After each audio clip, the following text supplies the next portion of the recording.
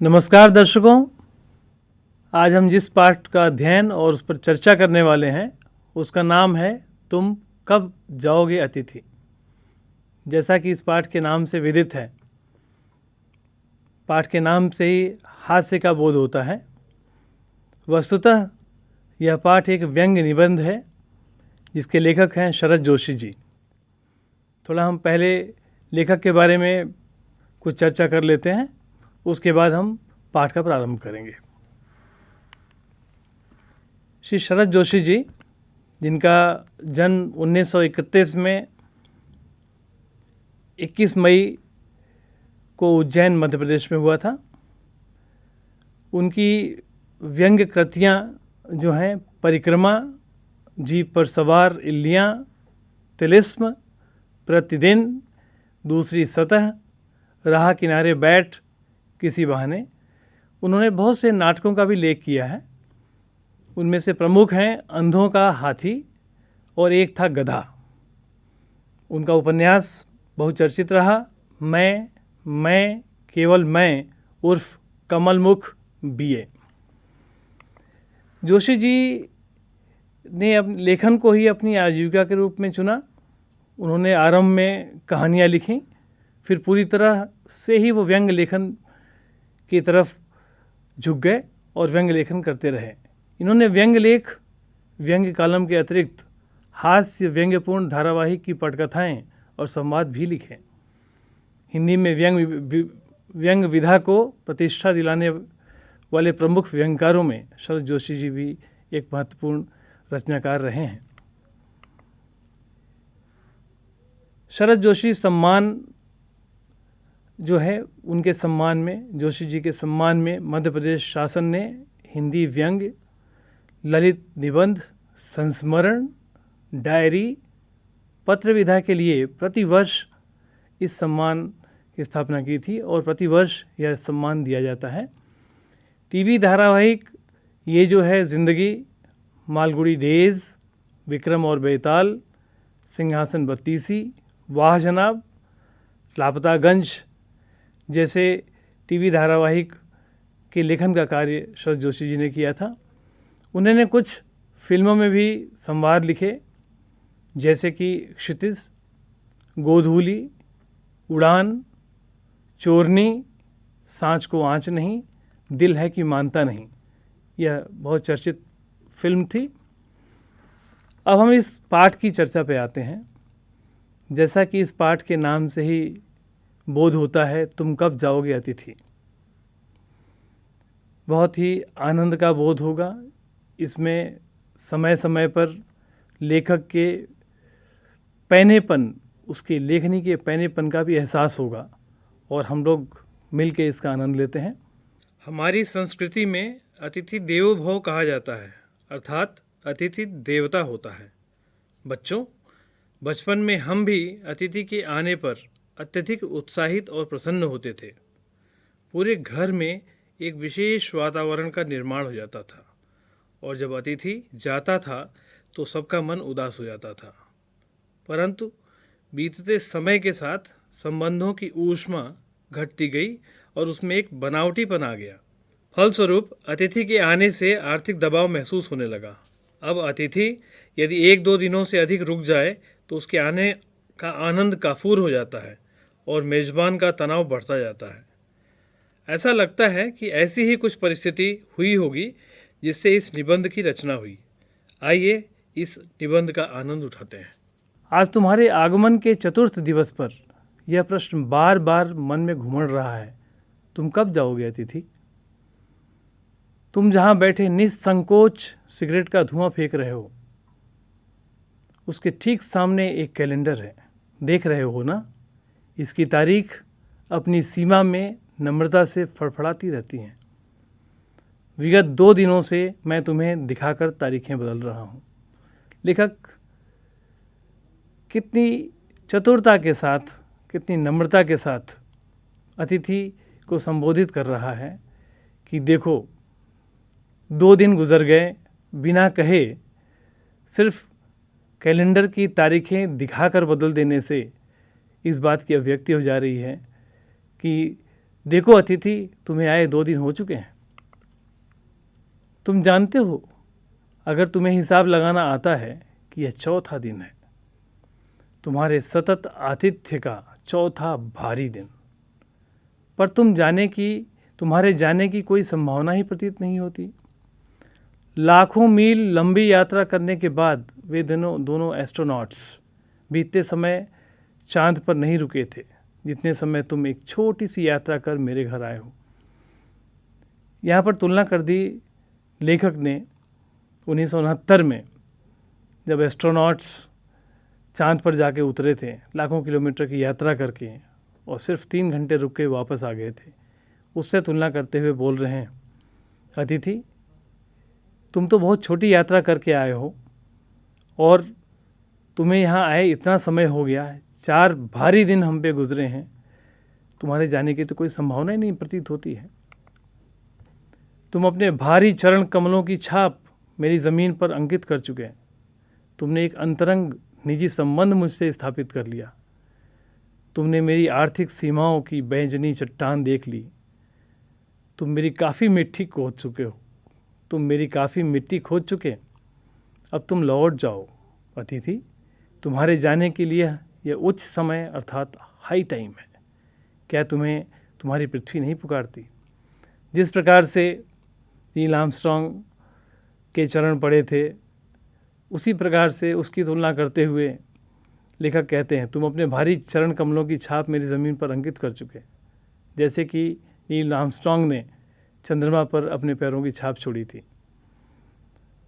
और यहाँ पर भाषा का बड़ा अच्छा प्रयोग किया है उन्होंने कहा है, तुमने मेरी आर्थिक सीमाओं की बैंजनी चट्टान देख ली।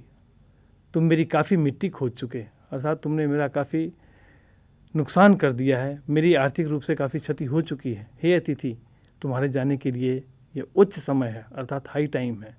क्या तुम्हें तुम्हारी पृथ्वी नहीं पुकारती? अर्थात क्या तुम्हें तुम्हारा घर याद नहीं आता? उस दिन जब तुम आए थे, मेरा हृदय किसी अज्ञात आशंका से धड़क उठा था।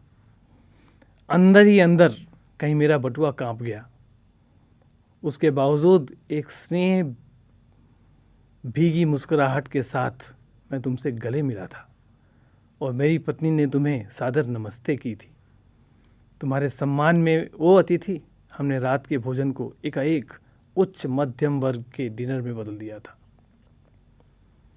अर्थात लेखक और उसकी पत्नी ने अपनी क्षमता से बाहर निकल कर उस अतिथि के सम्मान में एक विशेष भोजन का प्रबंध किया। उस बात की चर्चा कहीं न कहीं लेखक करना चाहते हैं। कहते हैं, तुम्हें स्मरण होगा कि 2 सब्जियों और रायते के अलावा हमने मीठा भी बनाया था। मीठा अर्थात कोई मिष्ठान। इस सारे उत्साह और लगन के मूल में एक आशा थी। क्या आशा थी? आशा थी कि दूसरे दिन किसी रेल से एक शानदार मेहमान नवाजी की छाप अपने हृदय में ले तुम चले जाओगे। हम तुमसे रुकने के लिए आग्रह करेंगे, मगर तुम नहीं मानोगे और एक अच्छे अतिथि की तरह चले जाओगे। पर ऐसा हुआ नहीं। दूसरे दिन भी तुम अपनी अतिथि सुलभ मुस्कान लिए घर में ही बने रहे। हमने अपनी पीड़ा पी ली और प्रसन्न बने रहे। स्वागत सत्कार के जिस उच्च बिंदु पर हम तुम्हें ले जा चुके थे, वहाँ से नीचे उतरकर फिर दोपहर के भोजन को लंच की गरिमा प्रदान की। अर्थात उन्होंने जो डिनर बनाया, रात्रि का जो भोजन बनाया, वो अपनी क्षमता से बाहर निकल के काफ़ी खर्च करके बनाया। उसके बाद उससे थोड़ा सा कम खर्च करके इन्होंने लंच अर्थात दोपहर का भोजन तैयार किया और रात्रि को तुम्हें सिनेमा दिखाया। हमारे सत्कार का यह आखिरी छोर है, जिससे आगे हम किसी के लिए नहीं बढ़े। आज तक हमने किसी भी मेहमान के लिए, किसी अतिथि के लिए इतना प्रयास नहीं किया जितना हमने तुम्हारे लिए किया। और लेखक कहना चाहता है, फिर भी अतिथि तुम यहीं पड़े हुए हो। इसके तुरंत बाद भावभीनी विदाई का वह भीगा हुआ क्षण आ जाना चाहिए था, जब तुम्हें विदा होते और हम तुम्हें स्टेशन तक छोड़ने जाते, पर तुमने ऐसा नहीं किया। तीसरे दिन की सुबह तुमने मुझसे कहा, मैं धोबी को कपड़े देना चाहता हूँ। यह आघात अप्रत्याशित था। जहाँ लेखक यह आशा कर रहा था कि अतिथि अगले दिन तो चला ही जाएगा, इस प्रकार का वाक्य कि मुझे धोबी को कपड़े देना है, ये एक आघात के रूप में था। ऐसा आघात जो अप्रत्याशित था, इसकी चोट मार्मिक थी। फिर लेखक कहते हैं, तुम्हारे सामीप्य की वेला एकाएक यूं रबर की तरह खिंच जाएगी, इसका मुझे अनुमान न था। मुझे पहली बार मुझे लगा कि अतिथि सदैव देवता नहीं होता, वह मानव और थोड़े अंशों में राक्षस भी हो सकता है। किसी लॉन्ड्री पर दे देते हैं, जल्दी धुल जाएंगे, मैंने कहा। मन ही मन एक विश्वास पल रहा था कि तुम्हें जल्दी से जाना है। कहाँ है लॉन्ड्री? चलो चलते हैं, मैंने कहा और अपनी सहज बनियान पर औपचारिक कुर्ता डालने लगा। कहाँ जा रहे हैं? पत्नी ने पूछा। इनके कपड़े लॉन्ड्री पर देने हैं, मैंने कहा। मेरी पत्नी की आंखें एकाएक बड़ी हो गईं। आज से कुछ वर्ष पूर्व उनकी ऐसी आंखें देख मैंने अपने अकेलेपन की यात्रा समाप्त कर बिस्तर खोल दिया था। यहाँ पे लेखक यह कहना चाहता है कि अकेलेपन की यात्रा को समाप्त कर दिया और अकेलेपन से बाहर निकल के एक पारिवारिक जीवन बिताने का निर्णय किया था उन्होंने। तो उसको इस प्रकार से कहते हैं कि आज से कुछ वर्ष पूर्व उनकी ऐसी आंखें देख मैंने अपने अकेलेपन की यात्रा समाप्त कर बिस्तर खोल दिया था। पर आज जब वे ही आंखें बड़ी होती हैं तो मन छोटा होने लगता है। वे इस आशंका और भय से बड़ी हुई थी कि अतिथि अधिक दिनों ठहरेगा, और आशंका निर्मूल नहीं थी। अतिथि, तुम जा नहीं रहे, लॉन्ड्री पर दिए कपड़े धुलकर आ गए और तुम यहीं हो। तुम्हारे भरकम शरीर से सलवटें पड़ी हैं, सलवटें पड़ी हुई चादर बदली जा चुकी और तुम यहीं हो। तुम्हें देखकर फूट पड़ने वाली मुस्कुराहट धीरे धीरे फीकी पड़कर अब लुप्त हो गई है।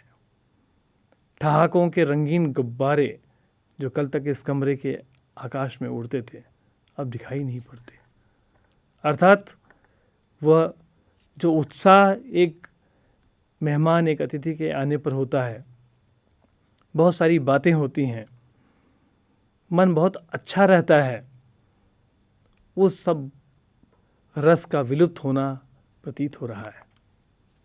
बातचीत की उछलती हुई गेंद चर्चा के क्षेत्र में सभी कोनों से टप्पे खाकर फिर सेंटर में आके चुप पड़ी है। एक तरह की उपमा दी है। अब इसे न तुम हिला रहे हो न मैं। कल से मैं उपन्यास पढ़ रहा हूँ और तुम फिल्मी पत्रिका के पन्ने पलट रहे हो। शब्दों का लेन देन मिट गया और चर्चा के विषय चुक गए।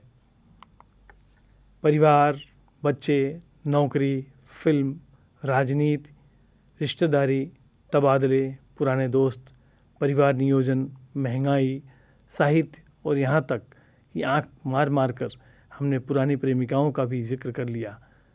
और अब एक चुप्पी है। सौहार्द अब शनई शनई बोरियत में रूपांतरित हो रहा है। भावनाएं गालियों का स्वरूप ग्रहण कर रही हैं, पर तुम जा नहीं रहे। कितना अच्छा लेखक ने कहा है कि भावनाएं गालियों का स्वरूप ग्रहण कर रही हैं, पर तुम जा नहीं रहे। अर्थात मन ही मन लेखक को ऐसा लगता है कि अब ऐसा समय आ गया है जब गालियां देकर के अतिथि को निकालना पड़ेगा। किस अदृश्य गोंद से तुम्हारा व्यक्तित्व यहाँ चिपक गया है? मैं भेद को सपरिवार नहीं समझ पा रहा हूँ। बार बार यह प्रश्न उठ रहा है, तुम कब जाओगे अतिथि? कल पत्नी ने धीरे से पूछा, कब तक टिकेंगे ये? मैंने कंधे उचका दिए और कहा, क्या कह सकता हूँ। मैं तो आज खिचड़ी बना रही हूँ, हल्की रहेगी, ऐसा पत्नी ने कहा। सत्कार की ऊष्मा समाप्त हो रही थी। डिनर से चले थे, खिचड़ी पर आ गए। अब भी अगर तुम अपने बिस्तर को गोलाकार रूप नहीं प्रदान करते तो हमें उपवास तक जाना होगा। अर्थात अब यदि अपना बिस्तर बांध के अब जाने की तैयारी नहीं करते हैं तो हो सकता है कि अगले भोजन के समय हमें ये कहना पड़े कि अच्छा ऐसा करते हैं कि अब हम उपवास करते हैं, उपवास अच्छा रहेगा। तुम्हारे मेरे संबंध एक संक्रमण के दौर से गुजर रहे हैं। तुम्हारे जाने का यह चरम क्षण है। तुम जाओ ना अतिथि। तुम्हें यहाँ अच्छा लग रहा है ना, मैं जानता हूँ। दूसरों के यहाँ अच्छा लगता है। अगर बस चलता तो सभी लोग दूसरों के यहाँ रहते, पर ऐसा नहीं हो सकता। अपने घर की महत्ता के गीत इसी कारण तो गाए गए हैं। होम को इसी कारण स्वीट होम कहा गया है कि दो लोग दूसरे के होम की स्वीटनेस को काटने न दौड़ें। अर्थात अतिथि जो थोड़े समय का होता है वो अतिथि होता है। उसके बाद जैसा कि लेखक ने महसूस किया है, लेखक ने अनुभव किया है, वो अतिथि एक बोझ के रूप में चिड़चिड़ाहट का कारण बन सकता है। जो मेज़बान है, जिसने आतिथ्य प्रदान करने का काम किया है, धीरे धीरे उसके रुख में भी, उसके व्यवहार में भी रूखापन आने लग जाता है। इसीलिए कहते हैं दूसरे के होम की स्वीटनेस को काटने न दौड़ें। तुम्हें यहाँ अच्छा लग रहा है, पर सोचो प्रिय कि ये शराफत भी कोई चीज़ होती है। और गेट आउट भी एक वाक्य है जो बोला जा सकता है। अपने खर्राटों से एक और रात गुंजायमान करने के बाद कल जो किरणें तुम्हारे बिस्तर पर आएंगी, यहाँ पे मतलब है सूर्य की किरणों का। कल जो किरणें तुम्हारे बिस्तर पर आएंगी वह तुम्हारे यहाँ आगमन के बाद पांचवें सूर्य की परिचित किरण होगी। आशा है वह तुम्हें चूमेगी और तुम्हें घर लौटने का सम्मानपूर्ण लेने को विवश करेगी। आशा है वह तुम्हें चूमेगी और तुम घर लौटने का सम्मानपूर्ण निर्णय ले लोगे। मेरी सहनशीलता की वह अंतिम सुबह होगी। इसके बाद मैं स्टैंड नहीं कर पाऊंगा और लड़खड़ा जाऊंगा। मेरे अतिथि, मैं जानता हूं ये अतिथि देवता होता है, पर आखिर मैं भी मनुष्य हूं। मैं कोई तुम्हारी तरह देवता नहीं। एक देवता और एक मनुष्य अधिक देर साथ नहीं रह सकते। अर्थात अतिथि, तुम चले जाओ। देवता दर्शन देकर लौट जाता है। तुम लौट जाओ अतिथि। इसी में तुम्हारा देवत्व सुरक्षित रहेगा। और यह मनुष्य अपनी वाली पर उतरे तो उसके पूर्व तुम लौट जाओ। उफ, तुम कब जाओगे अतिथि? बच्चों, एक बार हम देख लेते हैं हमने अभी तक क्या क्या किया। हमने लेखक शरद जोशी जी के जीवन परिचय के बारे में जाना। व्यंग्य विधा के बारे में हमने थोड़ा सा जाना। जानने से ज़्यादा उसका हमने अनुभव किया कि किस तरह से व्यंग्य लिखा जा सकता है। और इसके भाषा अध्ययन का कार्य जो है उस पर चर्चा हम अगले अंक में करेंगे। धन्यवाद।